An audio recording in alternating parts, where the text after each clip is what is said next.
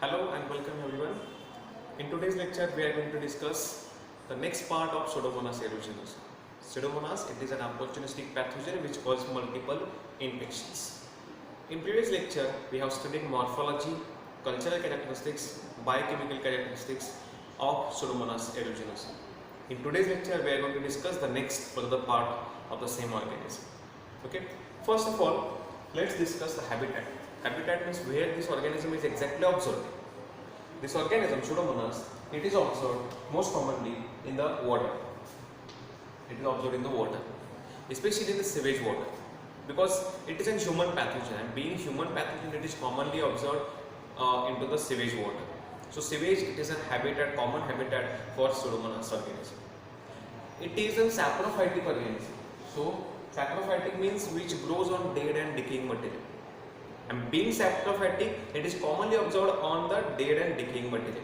Any plant body, a plant part or animal body which is completely dead or under the process of decaying, on such material, this organism is commonly found.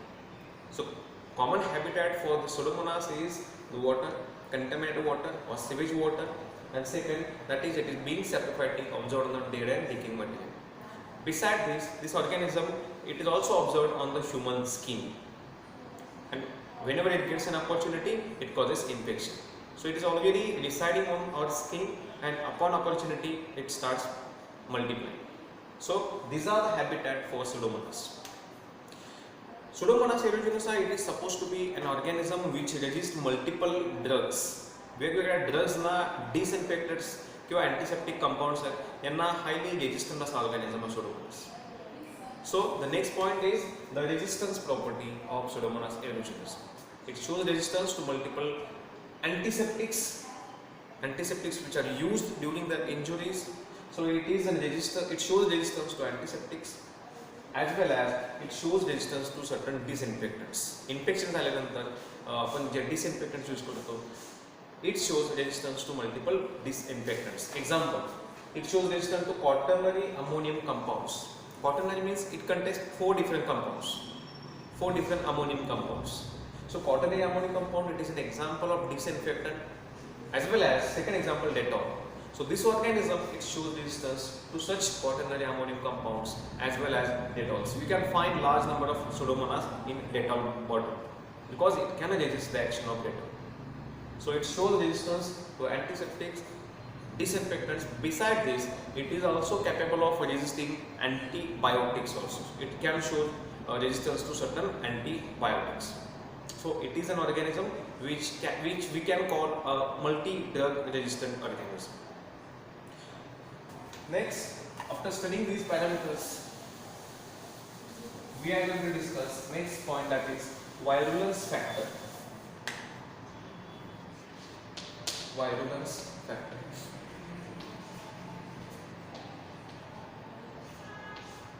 Virulence factor of Pseudomonas.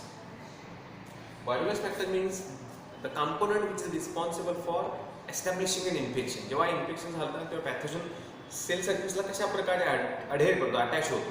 तर attach करण्यासाठी कुठलं compound responsible असतं. Attach केल्यानंतर multiply होतो. Multiply झाल्यानंतर वेगवेगळे symptoms दिसतात. Cell damage व्हायला लागतं. मग सेल डॅमेज करताना कोणतं कंपाऊंड रिस्पॉन्सिबल असतं.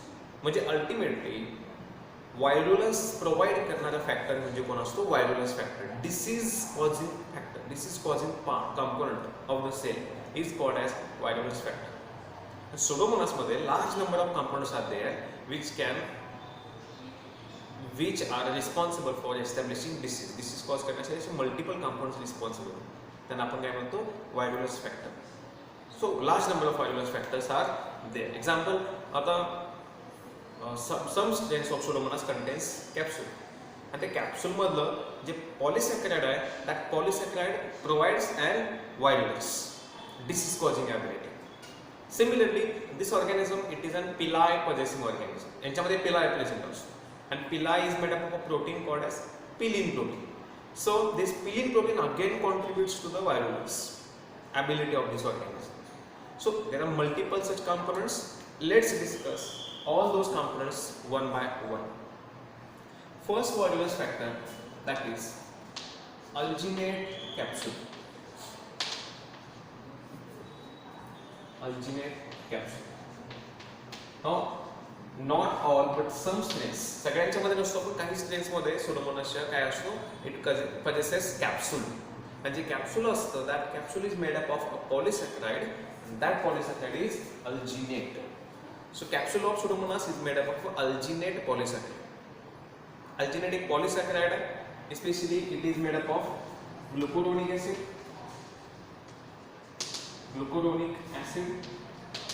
plus mannuronic acid. It is a polysaccharide made up of monomers like glucuronic acid and mannuronic acid. Combined layer आपण म्हणतो polyuronic acid. This is called a polyuronic acid. So alginate it is a polyuronic acid. त्याच्यामध्ये polyuronic acids असतात. कोणते कोणते uronic acids असतात? तर glucouronic acid असतं as well as it contains mannuronic acid. आणि यांच्यापासून एक पॉलिसॅकराइड बनतो, that polysaccharide is called as alginate. And this alginate it is the component of capsule. Alginate capsule exactly Warburg's factor कसा provide करतो? तर this alginate capsule being an polysaccharide in nature, it helps the pathogen or Pseudomonas to adhere, means to attach on the cell surface.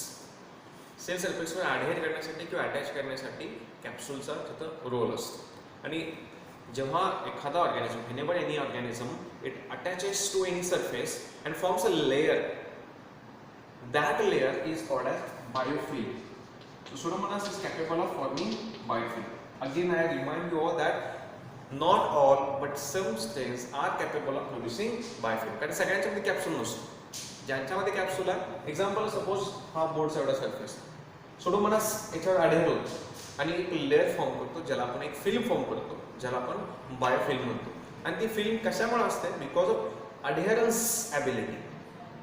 And this adherence ability is provided by capsule, and that capsule is made up of alginate capsule.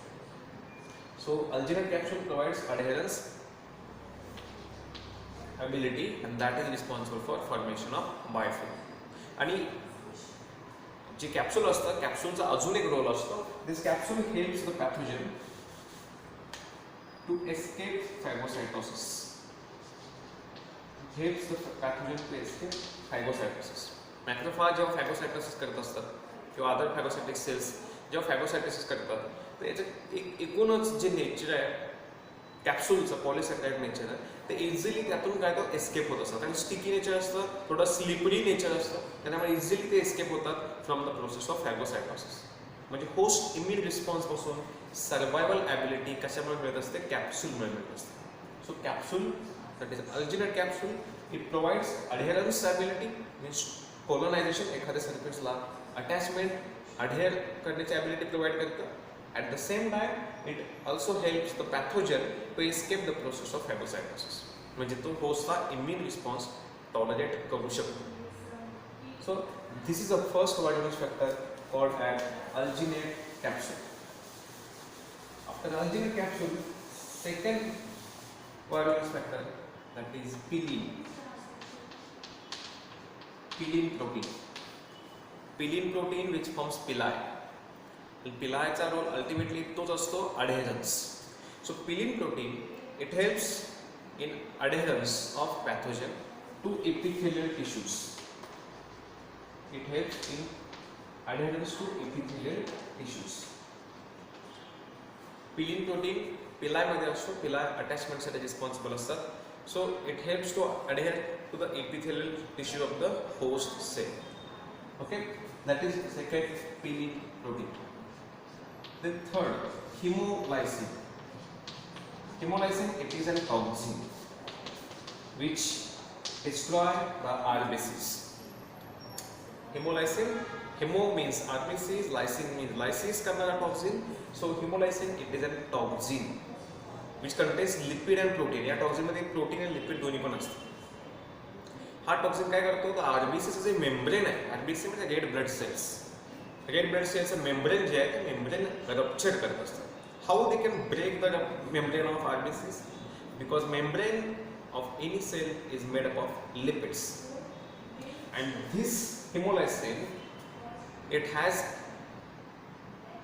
लायपेज activity, lipolytic activity, त्याच्यामध्ये lipid breakdown करण्याची ability असते आणि त्यामुळे ते काय करतात, they break the membrane of RBCs and that is the toxin known as हिमोलायसिन.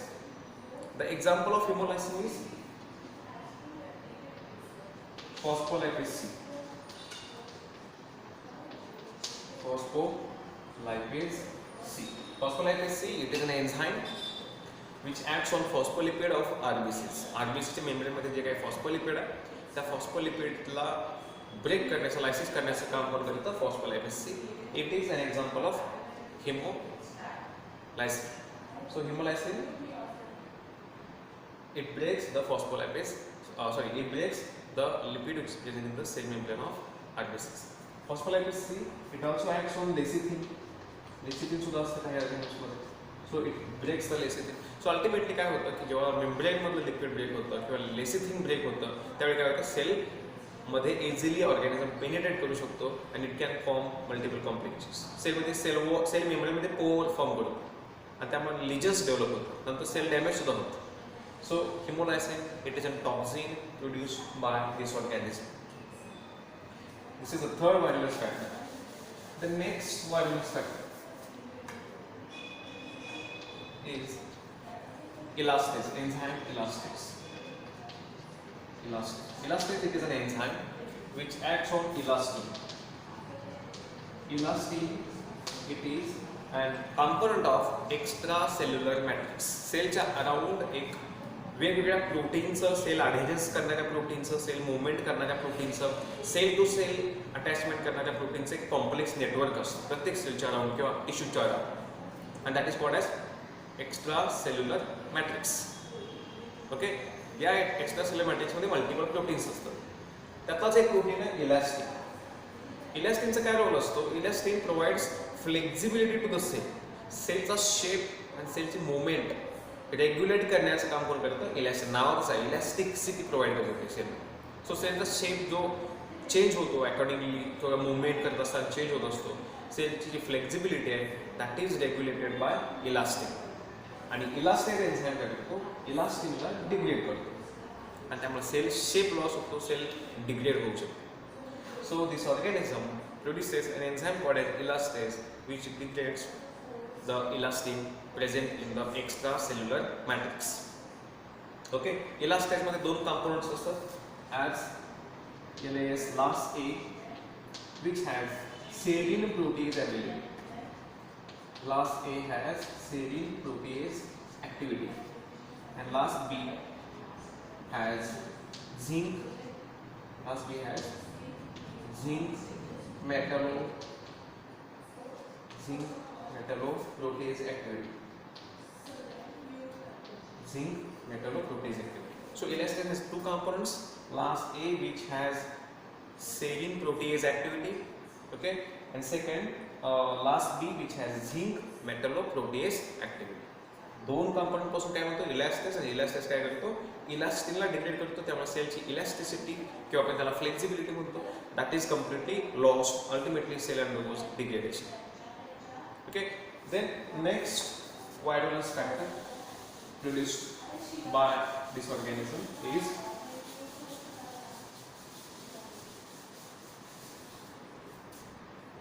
a pigment that we have already discussed in the previous lecture, pyocyanin.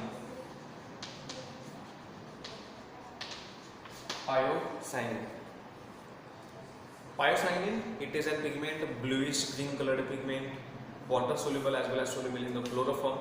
So pyocyanin, it is a pigment produced by this organism. This pyocyanin, it causes production of superoxide radicals.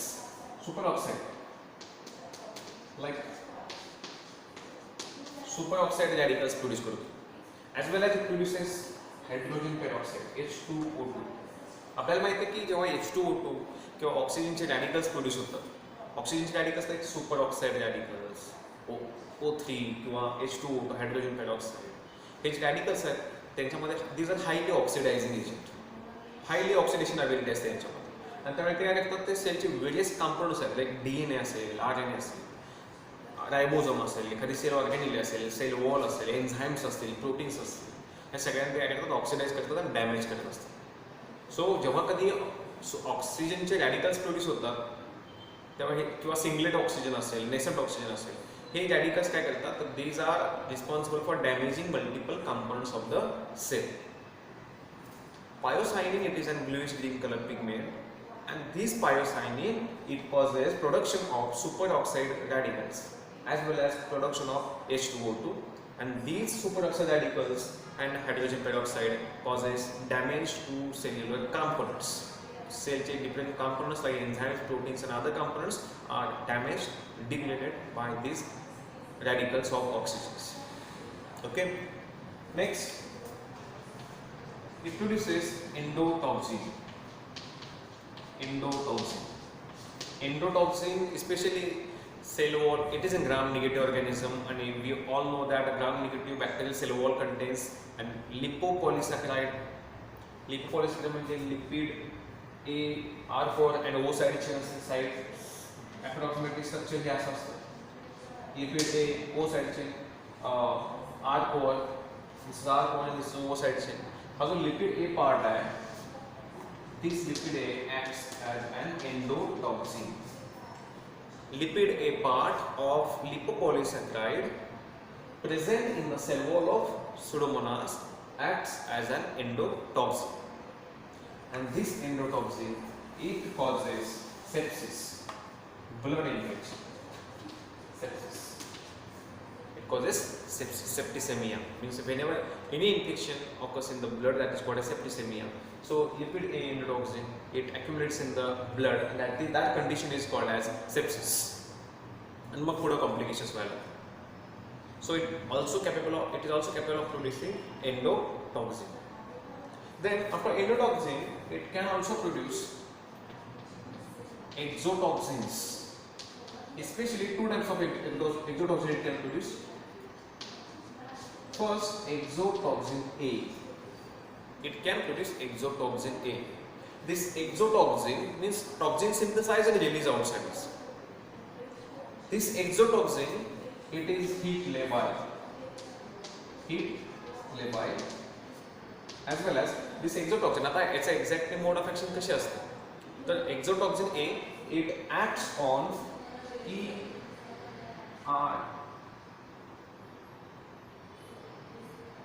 EEF2. It acts on EEF2, eukaryotic elongation factor 2. Exotoxin it acts on eukaryotic elongation factor 2. Eukaryotic elongation factor 2 हा eukaryotic protein synthesis मधला elongation करणारा एक protein असतो. एक factor आहे protein elongation करणारा. Especially protein synthesis completes in 3 steps. Initiation, elongation, termination. आपलं जे elongation step आहे त्या elongation step मध्ये eukaryotic elongation मध्ये 3 proteins responsible असतात. eukaryotic elongation factor 1 alpha, eukaryotic elongation factor beta gamma and eukaryotic elongation factor 2. त्यातला हा जो eukaryotic elongation factor 2 जो आहे this it is a binding site for exotoxin A. So exotoxin A it binds to eukaryotic elongation factor 2 and stops or inhibits the elongation process. ती elongation protein ची changes elongate होत असते polypeptide chain. ती elongation process stop होते. As a result, protein synthesis is inhibited and that may result into death of cell. So protein synthesis inhibit करतो कोण? This exotoxin A. And how it can inhibit protein synthesis? By binding to eukaryotic elongation factor 2, that is EEF2. Okay. It also produces another type of exotoxin that is called as exotoxin. Yes, exotoxin. Yes, it is a heat stable. It is heat stable toxin. Exotoxin, yes, is an heat stable toxin, and this heat stable toxin, काय करतो बघा? Let me write it here.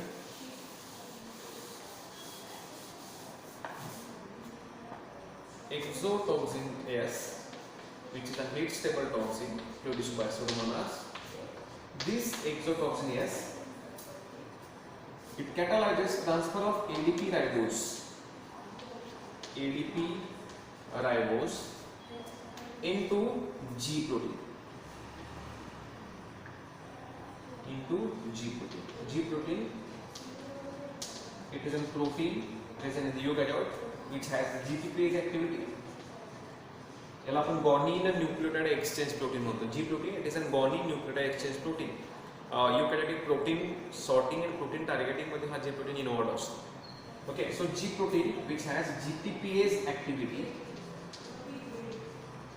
Protein जेव्हा synthesise होतं रायबोसोम मध्ये तर protein कुठे target करायचं आहे, सेल वॉल मध्ये पाठवायचं आहे, पेरॉक्सिसोम मध्ये पाठवायचं आहे, मायटोकॉन्ड्रिया मध्ये पाठवायचं की न्यूक्लियस मध्ये पाठवायचं आहे, हे टार्गेटिंग करणारे वेगवेगळे मॉलिक्युल्स असतात. आणि या सगळ्या मॉलिक्युल्सना एक गॉनिन न्यूक्लियोटाइड एक्सचेंज फॅक्टर लागतो, that is known as G protein. So G protein it has GTPase activity. Exotoxin A काय करतो, exotoxin A it catalyses transfer of ADP ribose from NAD. It catalyzes transfer of ADP ribose from NAD to G protein. So it transposes the ADP ribose from NAD to G protein. As a result, this G protein gets inactivated. And once G protein is inactivated, then protein targeting process is affected. त्यामुळे बऱ्यापैकी proteins जे synthesise होतात रायबोसोम किंवा endoplasmic reticulum मध्ये, ते जे proteins आहेत those cannot be targeted to respective organisms. So protein transport process जे असते that is affected when there is ADP ribosylation of G protein by exotoxinase. So exotoxinase, it is a stable toxin which causes ADP ribosylation of G protein.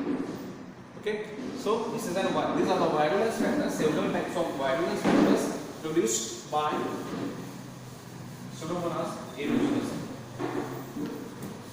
Okay, so after virulence factor, the next point is transmission. How the Pseudomonas can transmit from one source to another. Transmission of Pseudomonas, how exactly it occurs? Pseudomonas, as I already mentioned, it is most commonly observed in soil as well as water, so it transmits through contaminated water. Transmits through contaminated water. It also transmits through. आता hospital मध्ये especially Pseudomonas, we all know it causes nosocomial infection, hospital borne infection. आणि hospital borne infection म्हणजे काय, hospital मध्ये patient जे असतात तिथं जास्त infection होतं, त्याला आपण हॉस्पिटल बॉर्न इन्फेक्शन म्हणतो. सो हॉस्पिटलमध्ये इन्फेक्शन होतं म्हणजे याचा अर्थ पेशंटला ट्रीटमेंटसाठी जे काही यूज केलं जातं, वेगवेगळे इक्विपमेंट्स यूज केले जातात, different types of catheters are used, endoscopes are used, हे जे सगळे कंपोनंट्स आहेत, these are the sources of transmission. म्हणजे ट्रान्समिशन होताना ट्रीटमेंटसाठी जे काही इक्विपमेंट्स किंवा अदर मटेरियल यूज केलं जातं, those are responsible for transmission. Example, first contaminated water, it is a source of transmission. Beside this endoscope used, catheters used,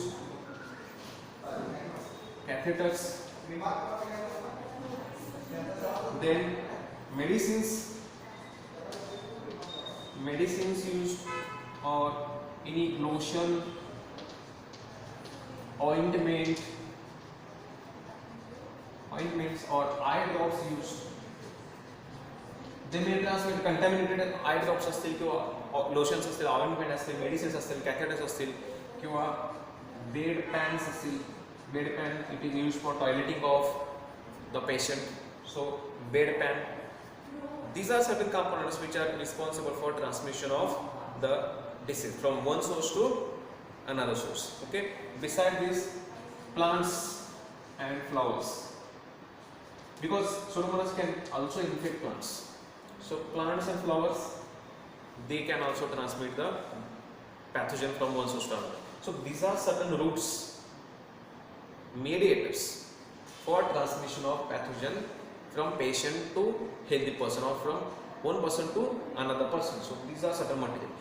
These are components as well as अजून काही हॉस्पिटलमध्ये जे use केले जातात बाकीचे materials आहेत किंवा सलाईन ट्यूब्स असतील, saline bottles असतील, syringes असतील किंवा other material which are used in the hospital patient treatment procedures, those can be responsible for transmission of pathogen from one source to another. So this is nothing but the transmission of Pseudomonas from one source to another. Okay. In next lecture, we will be discussing the pathogenesis of Pseudomonas. Okay. Thank you.